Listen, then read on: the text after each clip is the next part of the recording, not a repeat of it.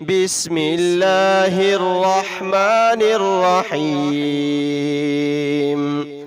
سبح اسم ربك الأعلى الذي خلق فسوى والذي قدر فهدى والذي أخرج المرعى فجعله غثاء أحوى سنقرئك فلا تنسى إلا ما شاء الله إنه يعلم الجهر وما يخفى ونيسرك لليسرى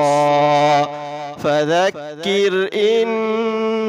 نفعت الذكرى سيذكر من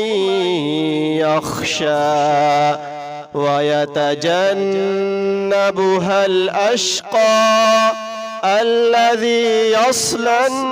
النار الكبرى ثم لا يموت فيها ولا يحيا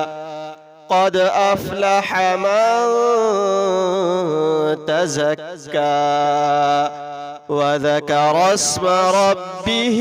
فصلى بل تؤثرون الحياة الدنيا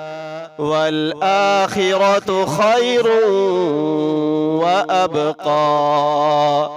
إن هذا لفي الصحف الأولى صحف إبراهيم وموسى.